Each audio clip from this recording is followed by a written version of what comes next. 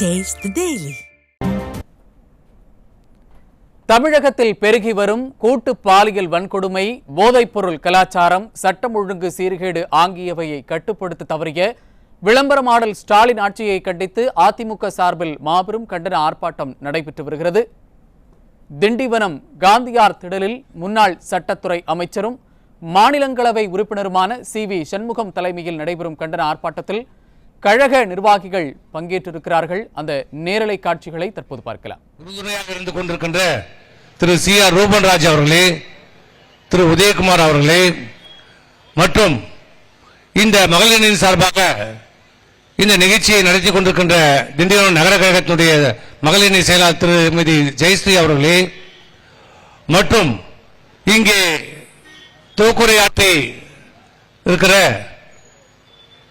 மாவட்ட கழகத்தினுடைய பொருளாளர் திரு KV வெங்கடேசன் அவர்களே, மாநில பொதுக்குழு உறுப்பினர் திரு தேவநாதன் அவர்களே, மாவட்ட கழகத்துடைய இணை செயலாளர் திருமதி ஆனந்தி அண்ணாதுரை அவர்களே, மாவட்ட கழக துணை செயலாளர் திருமதி நாகம்மாள் அவர்களே மற்றும் மாவட்ட மகளிரணியுடைய தலைவர் திருமதி மல்லிகா அவர்களே மற்றும் இந்த நிகழ்ச்சிக்கு வருகை தந்து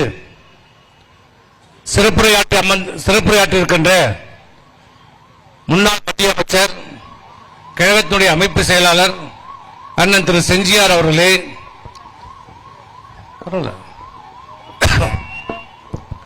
நிகழ்ச்சிக்கு வருகை தந்து இந்த ஆர்ப்பாட்டம் சிறப்பிப்பதற்கு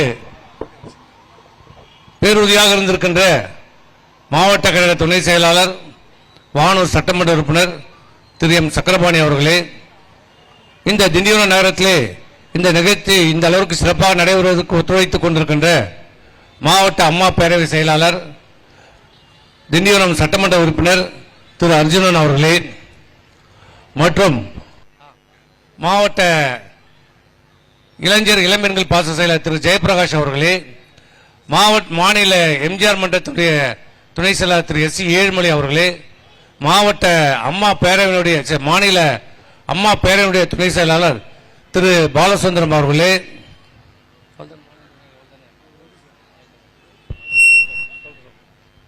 குறிப்பாக இந்த ஆர்ப்பாட்டம் இந்த அளவிற்கு வெற்றிகரமாக குறுகிய காலத்திலே சிறப்பாக நடைபெறுவதற்கு, அதிலும் இப்போது தீவிர வாக்கு திருத்தப்பணி நடைபெற்றுக் கொண்டிருக்கின்ற இடைப்பட்ட காலத்திலும் இந்த அளவிற்கு இந்த ஆர்ப்பாட்டம் சிறப்பாக நடைபெறுவதற்கு முழு ஒத்துழைப்பு அளித்து பங்கேற்றிருக்கின்ற அனைத்து ஒன்றிய கழகத்தினுடைய செயலாளர்களுக்கும், நகர கழகத்தினுடைய செயலாளர்களுக்கும், பேரூர் கழகத்தினுடைய செயலாளருக்கும்,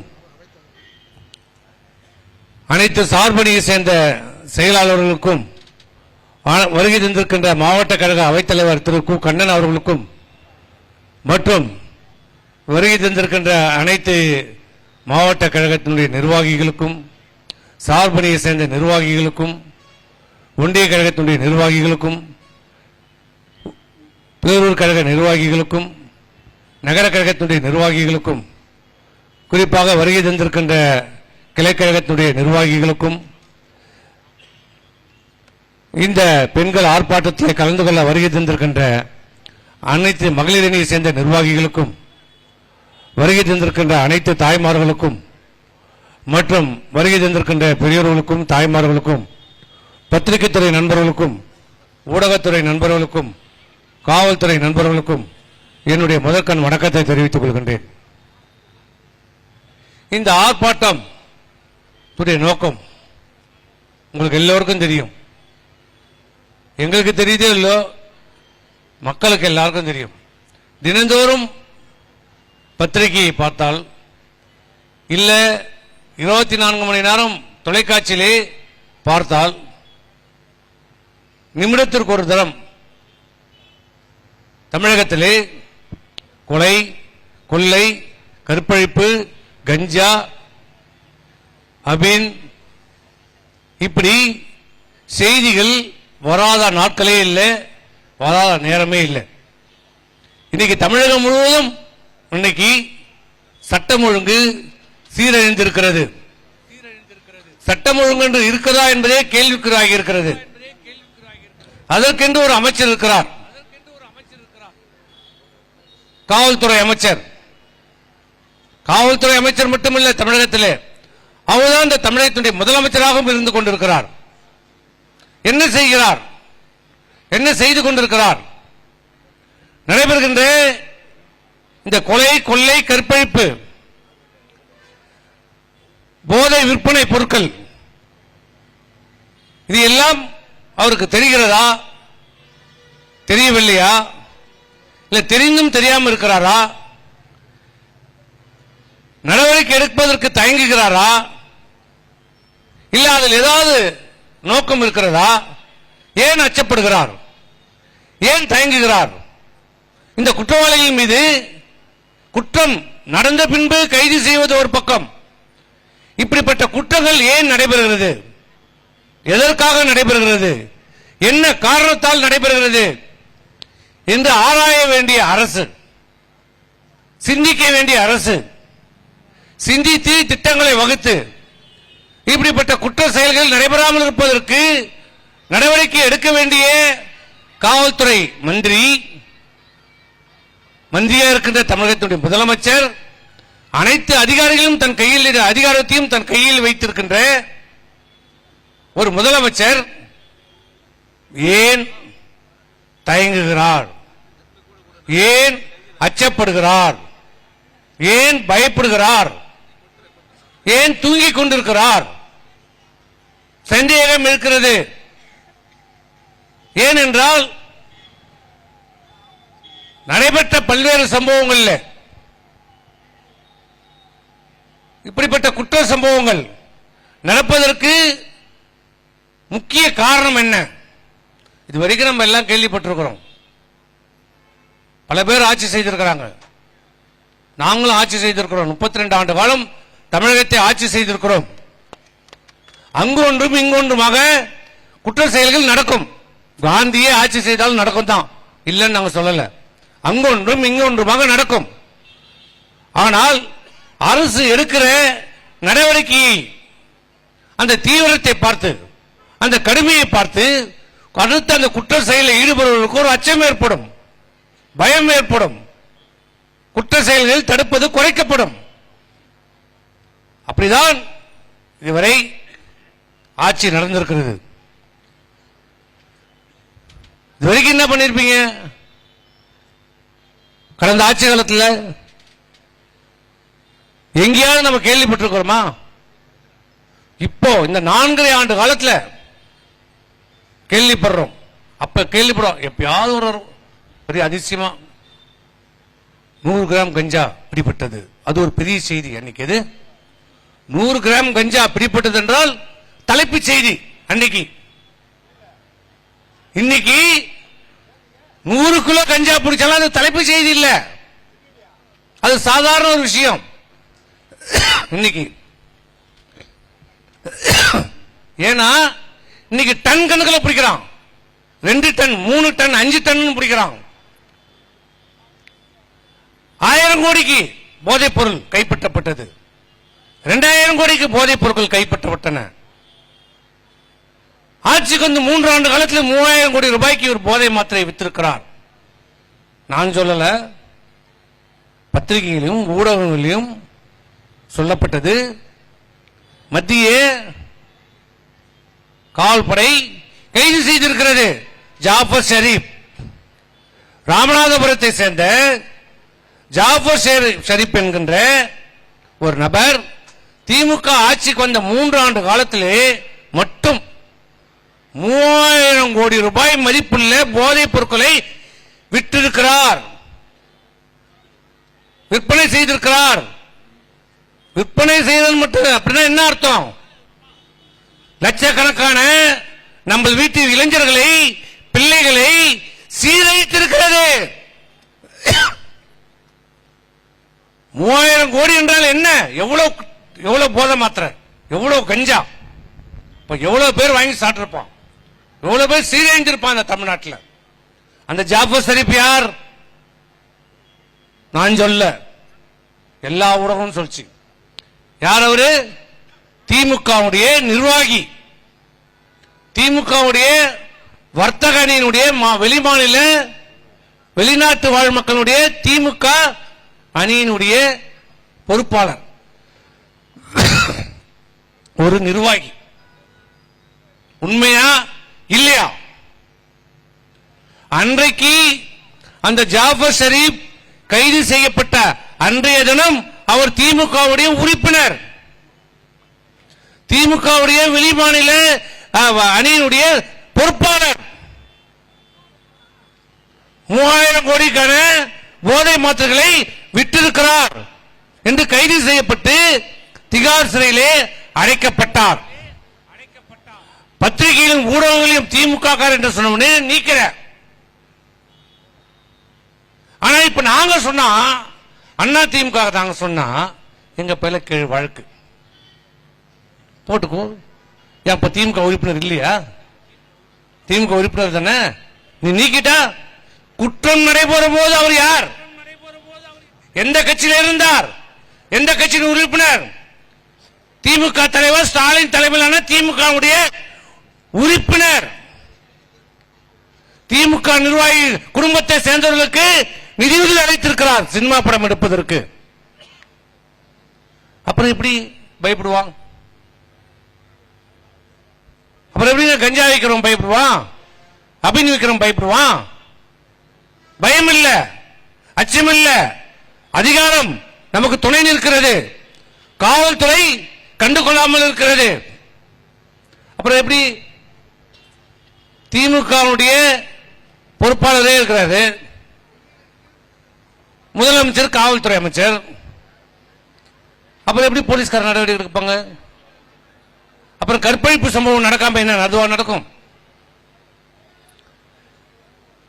எங்கே பார்த்தாலும் இன்னைக்கு நாட்டில், தமிழ்நாட்டில் ஸ்டாலின் ஆட்சி செய்து கொண்டிருக்கின்ற நிர்வாகத்திறனற்ற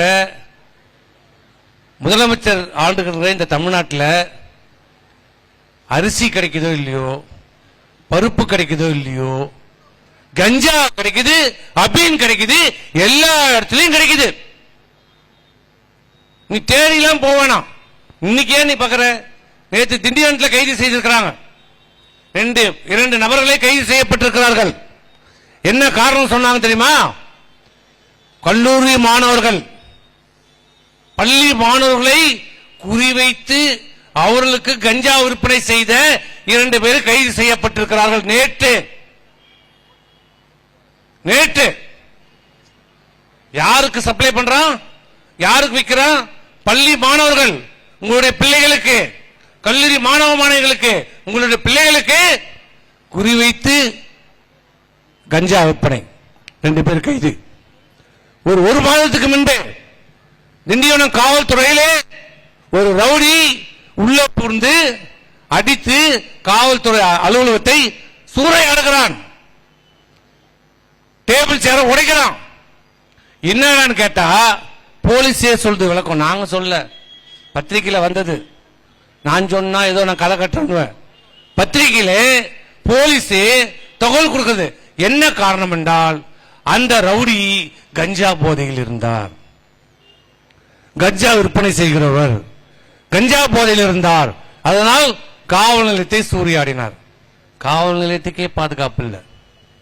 நம்மை காப்பாற்ற வேண்டிய காவலருடைய காவல் நிலையமே அடித்து சூறையாடப்படுகிறது கஞ்சா போதையில். அதை கேட்டால்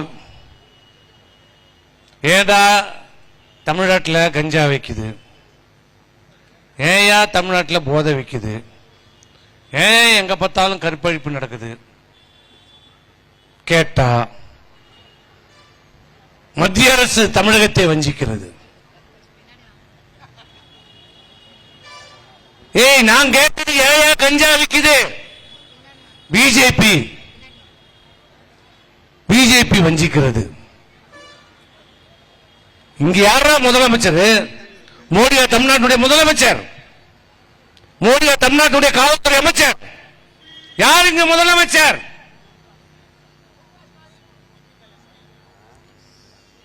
அருமை நாயகன் மு.க. ஸ்டாலின்.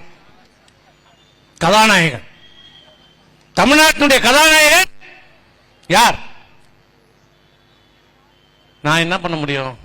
அவர் மட்டும் என்ன பண்ணுவார்? பாவம். ஸ்டாலினை மட்டும் குறை சொல்லி என்ன பண்ண முடியும்? அவர் பாவம், உண்மையிலேயே பாவம். நீ அவர்கிட்ட போய் ஏயா கஞ்சா வைக்குது, ஏயா அப்படின்னு வைக்குது, ஏயா கற்பழிக்கிறான், ஏயா ஆபாசமா பேசுறாங்க போடுறாங்கன்னு கேட்ட என்ன பண்ணுவார்? பாவம். அது பெத்த ஒண்ணு இருக்குது, அதையே அவரால் கட்டுப்படுத்த முடியல, அவரையே திருத்த முடியல. அவர் எங்க போய் நாட்டை திருத்துறது? தீபாவளிக்கு வாழ்த்து சொல்ல மாட்டாங்களாம். யாரு? ஸ்டாலின். தீபாவளிக்கு மக்களுக்கு வாழ்த்து சொல்ல மாட்டாராம் உதயநிதி ஸ்டாலின். ஆனா தீபாவளியை மட்டும் கொண்டாடுவாராம். கொண்டாடினாலும் பரவாயில்ல. ஏயா இப்ப எப்படி தமிழ்நாட்டில் நீ கேக்குற? ஏன் கஞ்சா வைக்கிறான், ஏன் போதை இருக்குது, ஏன் கற்பழிப்பு நடக்குதுன்னா ஏன் நடக்காது? ஏன் நடக்காது? தமிழ்நாட்டினுடைய துணை முதலமைச்சர் இருக்கிற உதயநிதி ஸ்டாலின்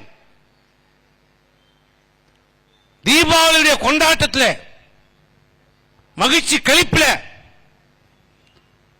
துணை முதலமைச்சருக்கும் கொடுக்கப்பட்டிருக்கிற சமூக வலைத்தளம், துணை முதல் உதயநிதி ஸ்டாலின் தனிநபருக்கு இல்ல, துணை முதலமைச்சர் என்கின்ற அந்த அந்தஸ்துக்காக கொடுக்கப்பட்ட ஒரு சமூக வலைதளம்.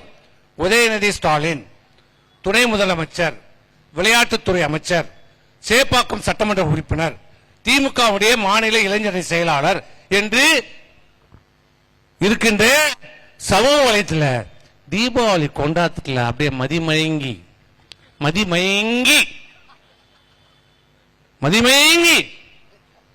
கிலுகிலுப்பா படம் போடுறார். கிலுகிலுப்பா இருக்கார். நீ கிலுகிலுப்பா எடுத்துக்கோ, அதை யாரும் வேணான்னாங்க. ஆனா அதை துணை முதலமைச்சர் என்ற முறையில நீ மக்களுக்கு தெரிவிக்கிறே, என்ன சொல்ல வர?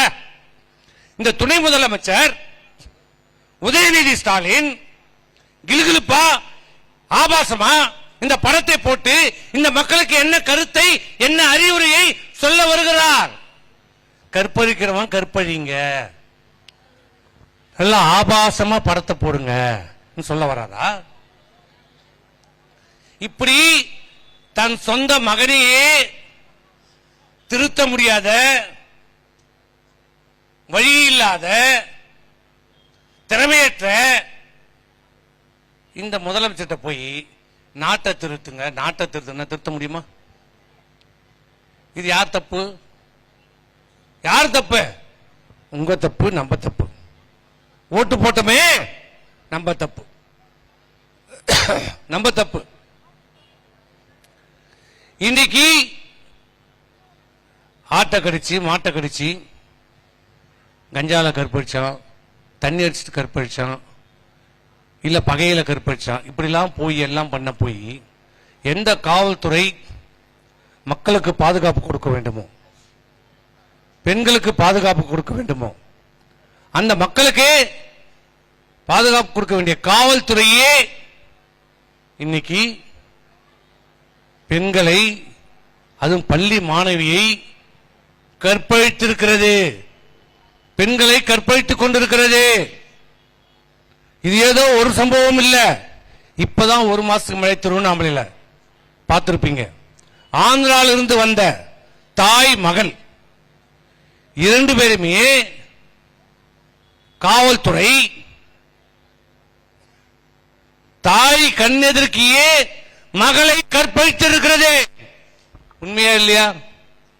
நாங்க என்ன மேடைக்காக சொல்றோமா? கற்பழிக்கப்பட்டு இரவு முழுவதும் கற்பழிக்கப்பட்டிருக்கிறார். தாயின் கண்ணெதிர்க்கியே மகள் கற்பழிக்கப்பட்டிருக்கிறார். இந்த காவல்துறை எந்த காவல்துறை? ஸ்டாலின் தலைமையிலான காவல்துறை இன்றைக்கு பெண்களை தாயின் முன்னே கற்பழித்து கைது செய்யப்பட்டிருக்கிறது. நேற்று 4 நாட்கள் முன்பு திண்டிவனத்திலே 10வது படிக்கிற பொண்ணுமா, அதுக்கு என்ன 14 வயசு 15 வயசு கூட இருக்காது, இன்னும் 15 வயசு கூட முடிஞ்சிருக்காது, இன்னும் வயசுக்கு வந்து 1 வருஷம் 2 வருஷம் தான் இருக்கும். 10வது படிக்கிற பொண்ணு இன்னும் முடிக்கல. அந்த பெண்ணை காவல்துறை சேர்ந்த ஒரு காவலர் மிரட்டி, உருட்டி, உடன் வந்த நண்பரை விரட்டி விட்டு அந்த பெண்ணை அழைத்து போய் ஹவுசிங் போர்டில் ஒரு பாழடைந்த பங்களாவில் ஒரு இரவு முழுதும் வைத்து பாலியல் தொல்லை, கற்பழிப்பு செய்யப்பட்டிருக்கிறார். இரவு முழுதும் தாங்குமாமா, ராத்திரி முழுசும் வச்சுட்டு காலையில் நல்ல மாதிரி அவங்க அப்பாவுக்கு போன் பண்ணி அவனே சொல்றான், நீ கைது செய்யப்பட்டிருக்கு. இந்த நிலைமை இதுதான் இன்னைக்கு தமிழ்நாட்டினுடைய நிலைமை. யாருக்கும் பாதுகாப்பு இல்ல. அது மட்டுமா, விழுப்புரத்தை கொஞ்ச நாளைக்கு முன்னாடி 80 வயசு அதிகத்துக்கு ஒரு ஆயா கற்பழிப்பு. பள்ளிக்கு போற மாணவிக்கும் இந்த தமிழ்நாட்டில் பாதுகாப்பு இல்லை. வீட்டில் இருக்கிற தாய்மார்களுக்கும் பாதுகாப்பு இல்லை. கஞ்சா அடிச்சுட்டு போதையில வீட்டுக்குள்ள புகுந்து வெட்டி போட்டுட்டு கற்பழிக்கிறான். அவனுக்கு என்னன்னு தெரியல, கொலை செய்தமா கற்பழிச்சமா எதுவுமே தெரியல அவனுக்கு. தண்ணி போதைன்னா கூட பரவாயில்ல, ஒரு வழக்கு 2 அரை விட்ட கூட எங்க போய் சாஞ்சி ஊந்துருவான். இது கஞ்சா போதை. அவனுக்கு என்ன செய்யற என்ன பண்றான் அவனுக்கு தெரியல. போதை வெறியில கற்பழிக்கிறான், வீடு பூந்து கற்பழிக்கிறான். வந்தாரை வாழ வைக்கும் தமிழகத்திலே தமிழகத்துக்கு பிழைப்பு தேடி வந்த தாயையும் பெண்ணையும் கற்பழிக்கப்படுகிறார். இதுதான் இந்த ஸ்டாலின் ஆட்சியினுடைய லட்சணம், இந்த மூதேவிகள் ஆட்சியினுடைய லட்சணம். யாருக்கும் பாதுகாப்பு இல்லை. இந்த நிலை நீடித்தால், நீடிக்க வேண்டுமா? எல்லாரும் கேட்கிறோம், என்ன காரணம்? பாதுகாப்பு கொடுக்க வேண்டிய காவல்துறையே இன்றைக்கு அச்சமில்லை, பயமில்லை, ஒழுக்கமில்லை. என்ன காரணம்? காரணம் என்ன? காவல்துறை சீரழிந்திருக்கிறது. ஒரு டிஜிபி இருந்தார், சங்கர் ஜிவால் ஒருத்தர். என்னைக்கு வந்தாலும் அன்னைக்கே வழிஞ்சு போகுது இந்த காவல்துறை. அவருக்கு வேலை என்ன? உதயநிதிக்கு சாமரம் வீசுவது, அவர் வீட்டு வேலையை செய்யறது, இதுதான் வேலை. இன்னைக்கு காவல்துறைக்கு தலைவரே இல்லை, முண்டமா இருக்குது. காவல்துறைக்கு தலைவர் இல்ல, டிஜிபி இல்ல, நிரந்தர டிஜிபி இல்ல, தலை இல்லாத முண்டமாக இருக்கிறது. தடி எடுத்தவங்களாம் தண்டாள்ன்றான், நான் தான்டா டிஜிபி பண்றான், நான் தான்டா ஐஜி என்றான். எனக்கு சபரீஷன் தெரியும், உனக்கு சபரீஷன் தெரியும், எனக்கு உதயநிதியே தெரியும். யாருக்கு அதிகாரம் இருக்குதுன்னே தெரியல. உதயநிதிக்கு இருக்குதா, அந்த போத்ராஜிக்கு பேர்ல என்ன தெரியும், என்னென்னமோ பேர் இருக்குது, எல்லாம் எண்ணில் தான் இறங்குவான். அவன் அந்த உதயநிதிக்கு எண்ணுன்னா தான் பிடிக்கும். பால் டாயில் குடிக்கிறவங்களாம் அந்த நாட்டை ஆண்டா உருப்படுமா?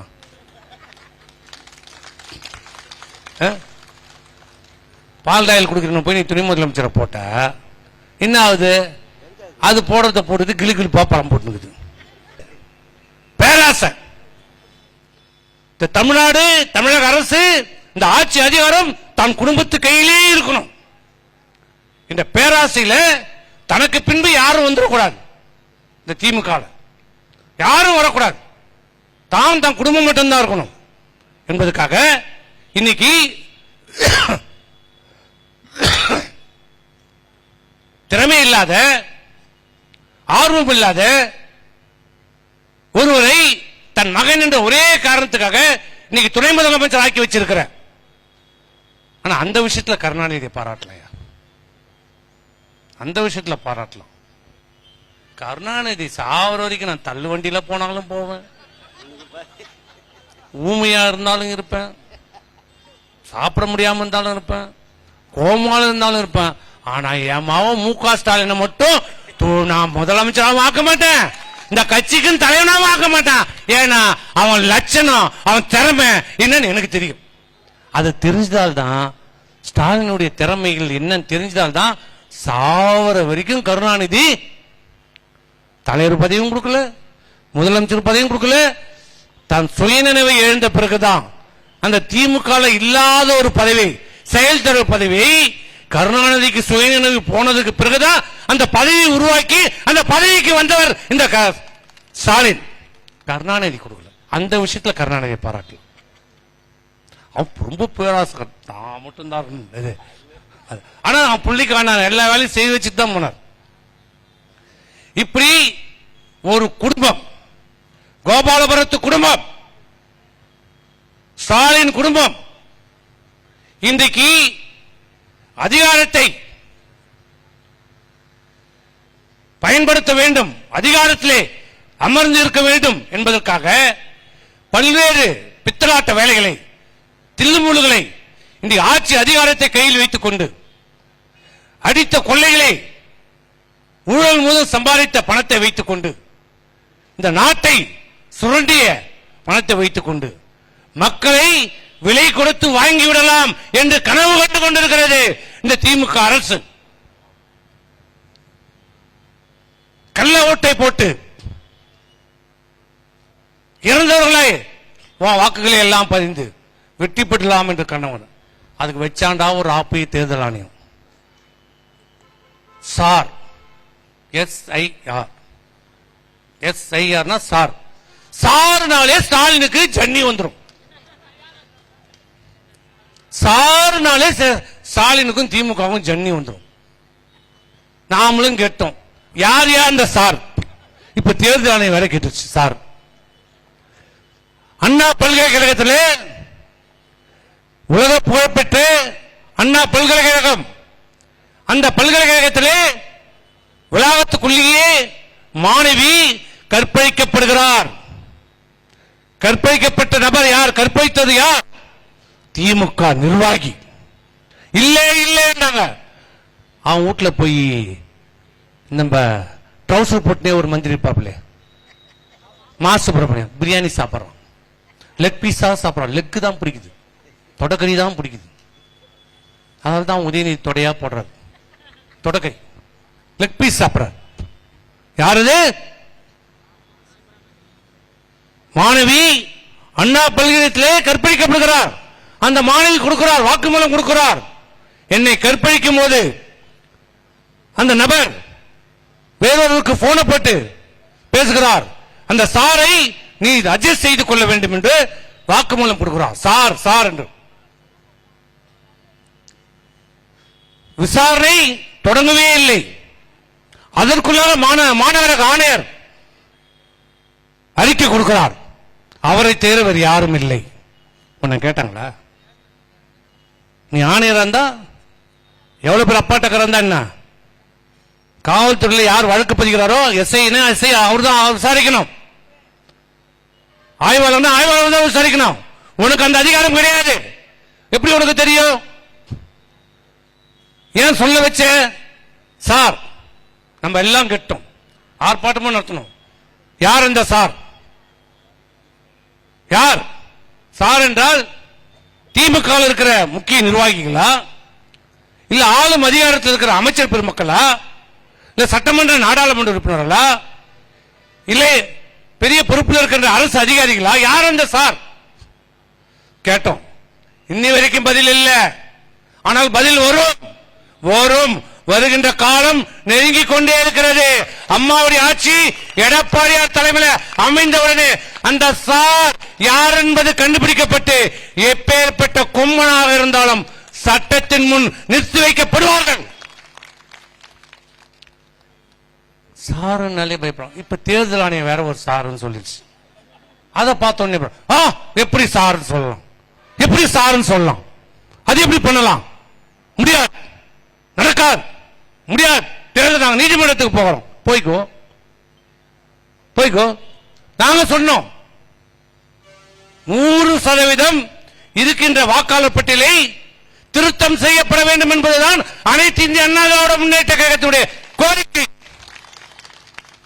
இதுல எங்களுக்கு ஒன்றும் அச்சம் இல்லையே, எங்களுக்கு ஒன்றும் பயம் இல்லையே. ஒண்ணு மாதிரி பேடித்தனமா நேற்று ஒண்ணு சொல்லிட்டு இன்னைக்கு ஒண்ணு சொல்றால் நாங்க கிடையாது.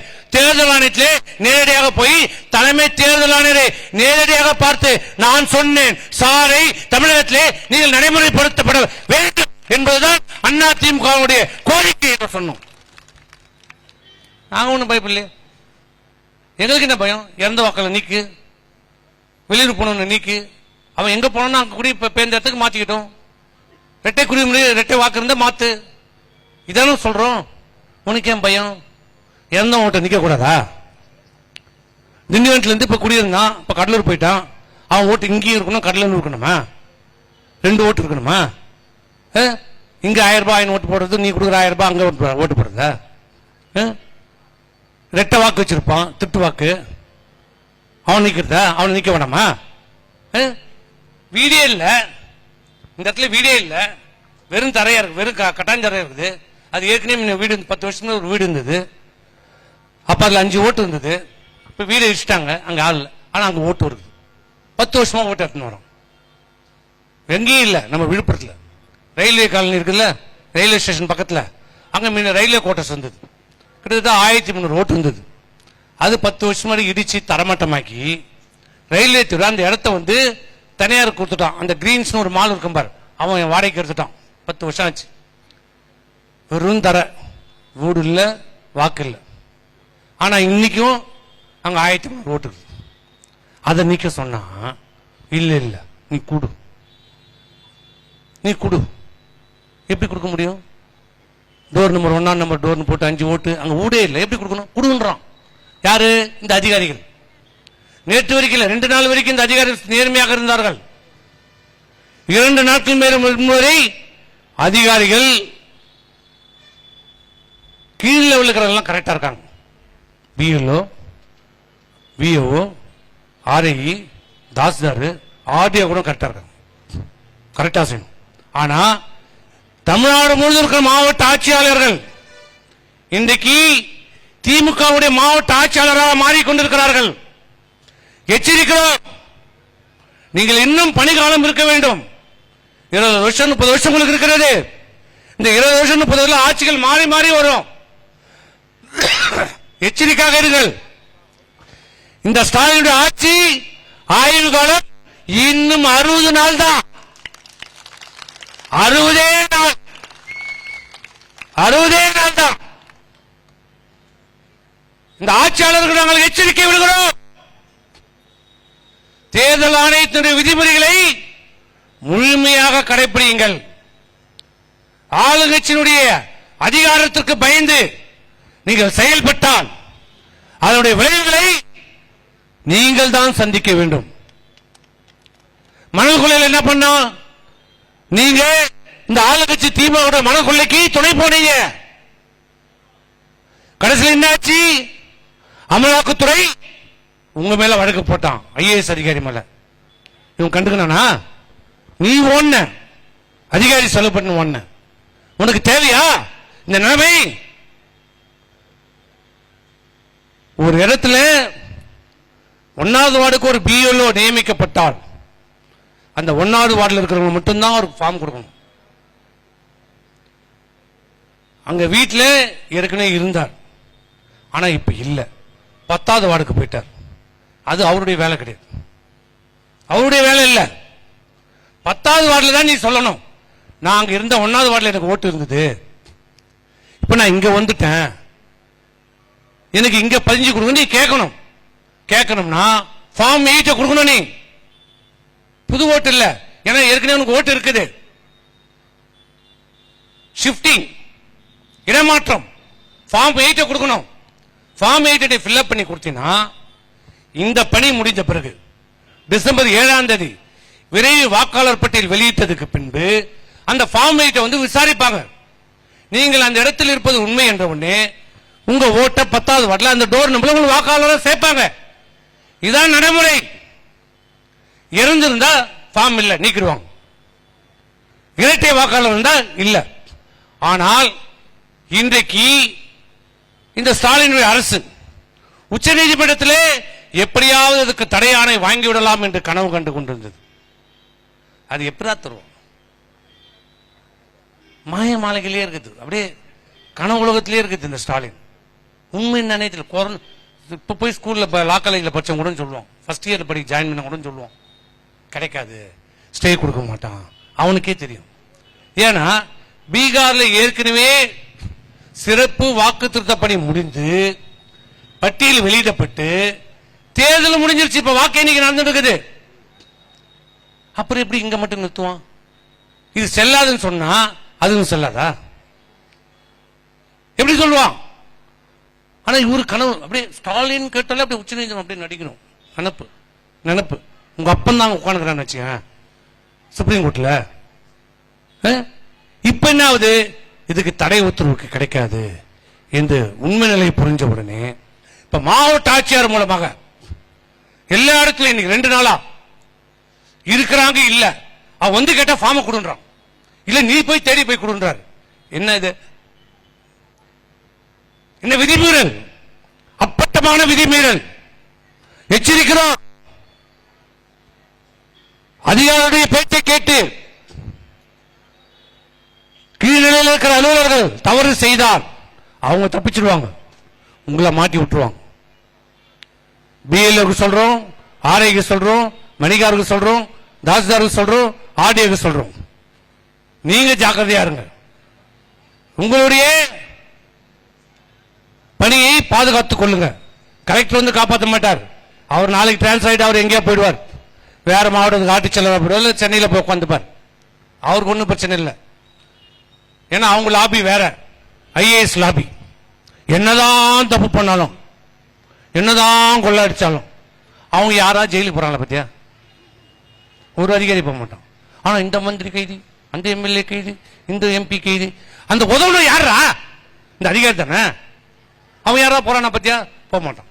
ஏன்னா அவங்க லாபி பெருசு. அதை கீழே இருக்கிற நீ ஜாக்கிரதையா மாட்டிப்ப. அவன் தப்பிச்சிடுவான், நீ மாட்டிப்ப. ஆகவே தேர்தல் பணிகளை மாவட்ட தேர்தல் அதிகாரியாக இருக்கிற மாவட்ட ஆட்சித்தலைவர்கள் நேர்மையாக நடத்தப்பட வேண்டும், உண்மையாக நடத்தப்பட வேண்டும் என்பதை நாங்கள் திரும்ப திரும்ப சொல்றோம். இல்லை என்றால் நேற்றே நாங்கள் தேர்தல் ஆணையத்திற்கு புகார் அளித்து விட்டோம். நேரடியாக சென்று மீண்டும் புகார் அளிக்க இருக்கிறோம். ஆகவே இங்கே வருகை தந்திருக்கிற நிர்வாகிகளுக்கு எல்லாம் சொல்றேன், நீங்கள் எச்சரிக்கையாக இருங்கள், உங்கள் பகுதியில் எச்சரிக்கையாக இருங்கள். இனிமேல் நடக்கிற பணிதான் முக்கியம். இப்பதான் எழுதுவாங்க, வந்து எழுதுவாங்க. இருக்கிறீங்களா, 2002 இருந்தீங்களா, 2005 இருந்தீங்களா, இவர் இப்ப இல்லையா, இல்லன்னா இல்ல, அவ்வளவுதான். தயவு தாட்சணையே காட்டணும். உங்களுடைய முன்னிலையில் தான் எழுத வேண்டும், உங்களுடைய முன்னிலையில் தான் வாக்காளர் பட்டியலை திருத்தம் செய்யப்பட வேண்டும், தயாரிக்க வேண்டும். உங்க சம்மதம் கிடையாது, உங்க முன்னிலையில் தான் பண்ணணும். உங்களை நான் இனிமேல் பண்ண போறேன் வாங்க, நீங்க போலேன்னா அவங்க வெயிட் பண்ண மாட்டாங்க, செய்வாங்க. உங்களுக்கு தகவல் தெரிவிக்கணும். நீ அவங்க தகவல் தெரிவிக்கிறாங்களோ இல்லையோ, காலைல ஏந்தியா 8 மணிக்கு ஒரு போன் அடி, பிஎல்ஓ எப்போ வரீங்க, எங்க இருக்கிறீங்க, என்ன இன்னைக்கு என்ன வேலை. ஒவ்வொரு வாக்காளரையும் விட்டுறாதீங்க. இருக்கின்ற ஒரு வாக்காளர்களையும் விடக்கூடாது. அதுல எங்களுக்கு எந்த மாற்று கருத்தும் கிடையாது. யாருக்கும் வாக்காளர்கள் விடுபடக்கூடாது. 100% வாக்காளர்கள் இருக்கப்பட வேண்டும். அதே நேரத்தில் இறந்த வாக்காளர்கள், குடிபெயர்ந்தவர்கள், இரட்டை வாக்காளர்கள் முறையாக அப்புறப்படுத்தப்பட வேண்டும், சேர்க்கப்பட வேண்டும். இதுதான் எங்களுடைய கோரிக்கை. ஆக இப்படிப்பட்ட அரசு, இந்த திமுக அரசு ஆட்சி பொறுப்பேற்ற பிறகு இன்னைக்கு சட்டம் ஒழுங்கு சந்தி சிரித்துக் கொண்டிருக்கிறது. யாருக்கும் பாதுகாப்பில்லை.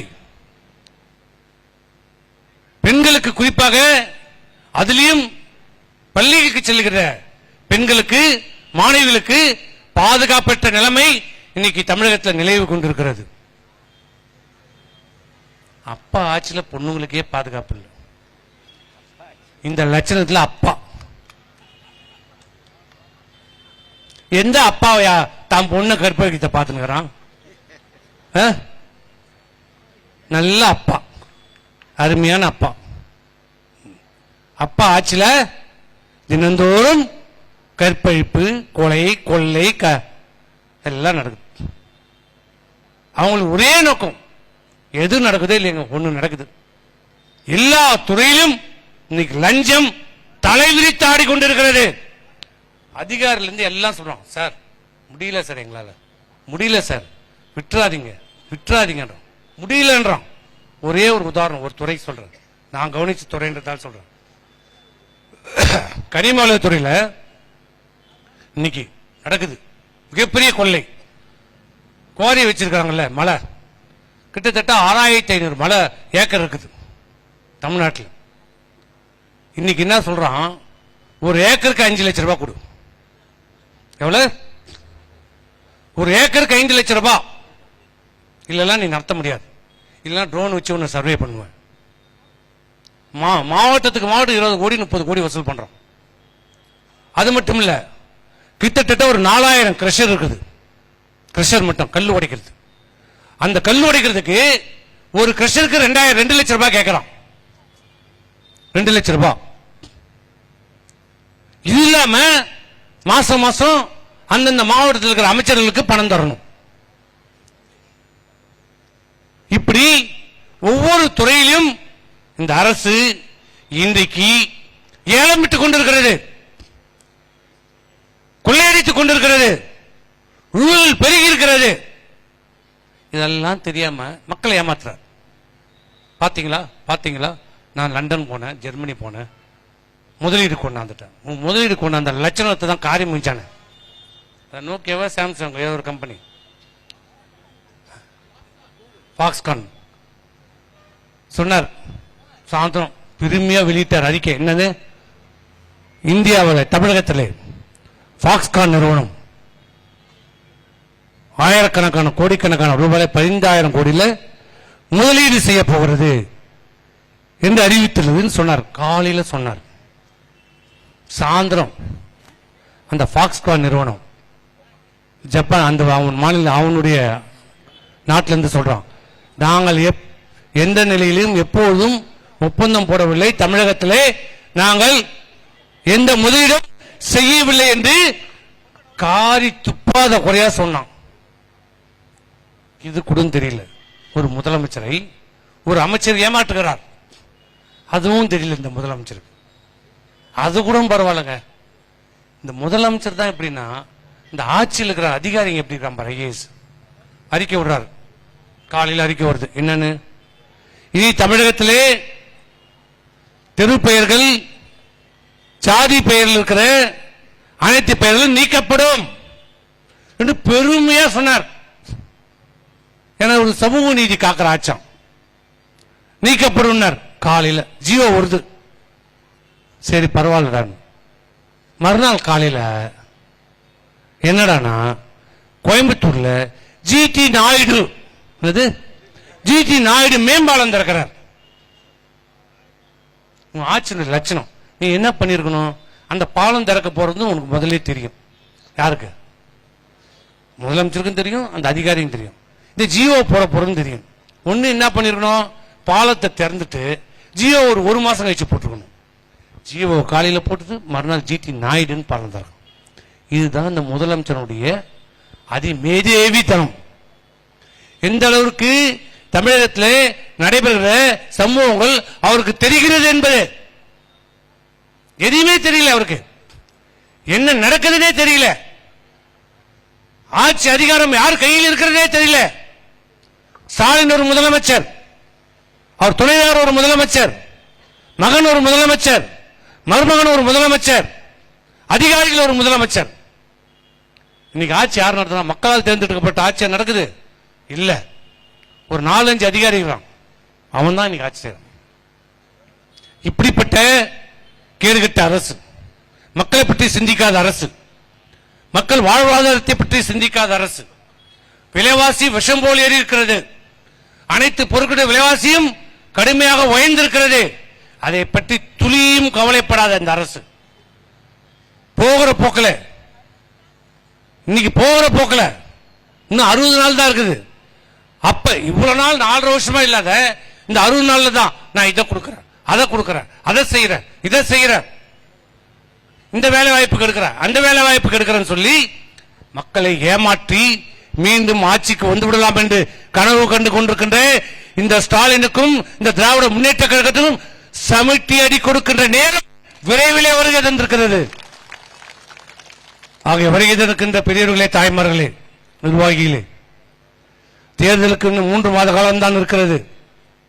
இந்த அரசு மக்களோட அரசு, மக்களை பற்றி சிந்திக்காத அரசு, பெண்களை பற்றி கவலைப்படாத அரசு, பெண்களுடைய பாதுகாப்பை பற்றி துளியும் சிந்திக்காத அரசு.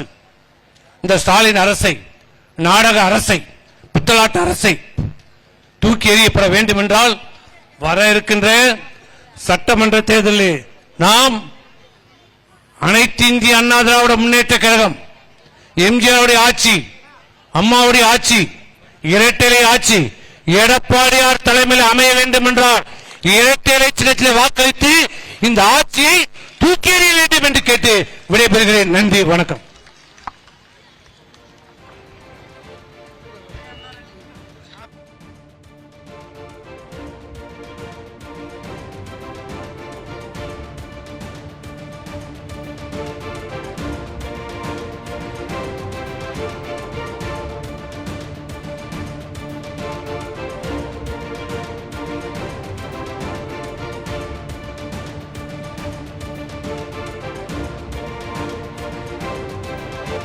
போராட்டம் போராட்டம் இது போராட்டம் போராட்டம் இது போராட்டம் மக்கள் நலன் காக்கும் போராட்டம் மக்கள் நலன் காக்கும் போராட்டம் ஆர்ப்பாட்டம் இது ஆர்ப்பாட்டம் ஆர்ப்பாட்டம் இது ஆர்ப்பாட்டம் ஆர்ப்பாட்டம் இது ஆர்ப்பாட்டம் ஆர்ப்பாட்டம் இது ஆர்ப்பாட்டம் பெண்களுக்கான ஆர்ப்பாட்டம் பெண்களுக்கான ஆர்ப்பாட்டம் நிம்மதி இல்லை நிம்மதி இல்லை நிம்மதி இல்லை நிம்மதி இல்லை மக்கள் விரோத ஸ்டாலின் ஆட்சியில் மக்கள் விரோத ஸ்டாலின் ஆட்சியிலே பெண்களுக்கு நிம்மதி இல்லை பெண்களுக்கு நிம்மதி இல்லை பாழாகுது பாழாகுது பாழாகுது பாழாகுது பாழாய் போன திமுக ஆட்சியில பாழாய் போன திமுக ஆட்சியிலே பெண்களின் வாழ்க்கை பாழாகுது பெண்களின் வாழ்க்கை பாழாகுது கண்டிக்கிறோம் கண்டிக்கிறோம் கண்டிக்கிறோம் பெண்களின் நலனை காக்க பெண்களின் நலனை பாதுகாக்க தவறு செய்யும் ஸ்டாலின் அரசை கண்டிக்கிறோம் ஸ்டாலின் அரசை கண்டிக்கிறோம் பாதுகாப்பு வேண்டும் பாதுகாப்பு வேண்டும் பாதுகாப்பு வேண்டும் பாதுகாப்பு வேண்டும் பெண்களுக்கும் மாணவிகளுக்கும் பாதுகாப்பு வேண்டும் மாணவிகளுக்கும் பாதுகாப்பு வேண்டும் நடவடிக்கை எடு நடவடிக்கை எடு நடவடிக்கை நடவடிக்கை பாலியல் வன்கொடுமையில் ஈடுபடும் பாலியல் வன்கொடுமையில் ஈடுபடும் கழகங்கள் மீது நடவடிக்கை எடு தலைவர்கள் மீது நடவடிக்கை பாதுகாப்பு இல்லை பாதுகாப்பு இல்லை பாதுகாப்பு இல்லை பாதுகாப்பு இல்லை திறனற்ற திமுக ஆட்சியிலே திமுக ஆட்சியிலே சிறுமி முதல் முதியவர் வரை பாதுகாப்பு இல்லை முதல் முதியவர் வரை பாதுகாப்பு இல்லை கேட்கலையா கேட்கலையா கேட்கலையா கேட்கலையா பெண்கள் தவிர சத்தம் கேட்கலையா சட்டம் கேட்கலையா சிறையிலிடு சிறையிலிடு சிறையிலிடு காவலர்களை சிறையிலிடு அமர்வுகளை சிறையிலிடு கண்டிக்கிறோம் கண்டிக்கிறோம் கண்டிக்கிறோம் கண்டிக்கிறோம் போதைப் பொருள் கலாச்சாரத்தை போதைப் பொருள் கலாச்சாரத்தை தடுக்க தவறிய ஸ்டாலின் அரசை கண்டிக்கிறோம் தடுக்க தவறிய ஸ்டாலின் அரசை கண்டிக்கிறோம்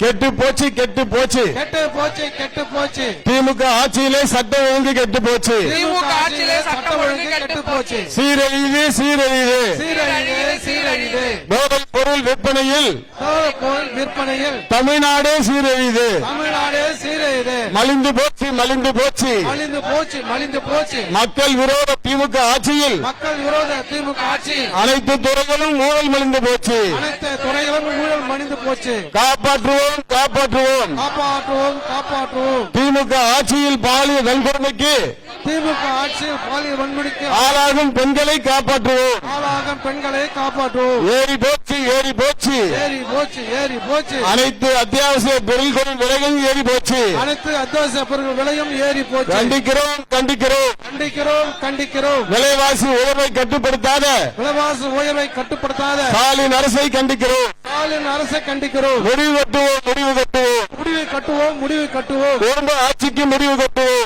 குடும்ப ஆட்சிக்கு முடிவு கட்டுவோம் பதவி விலகு பதவி விலகு பதவி விலகு பதவி விலகு நிர்வாக திறனற்ற ஸ்டாலின் அரசே பதவி விலகு நிர்வாக திறனற்ற ஸ்டாலின் அரசே பதவி விலகு பேரறிஞர் அண்ணாவின் நாம வாழ்க புரட்சித் தலைவர் எம்ஜிஆர் வாழ்க புரட்சித் தலைவி அம்மாவின் நெடுப்புகள் ஓங்குக என்பதை வெல்க வெல்க வெல்கவே வேல்க வேல்க வேல்கவே அனைத்து இந்திய அண்ணா திராவிட முன்னேற்ற கழகம் அனைத்து இந்திய அண்ணா திராவிட முன்னேற்ற கழகம் அனைத்து இந்திய அண்ணா திராவிட முன்னேற்ற கழகம் அனைத்து இந்திய அண்ணா திராவிட முன்னேற்ற கழகம் வெல்க வெல்க வெல்கவே வேல்க வேல்க வேல்கவே வெல்க வெல்க வெல்கவே வேல்க வேல்க வேல்கவே வெல்க வெல்க வெல்கவே வேல்க வேல்க வேல்கவே நன்றி.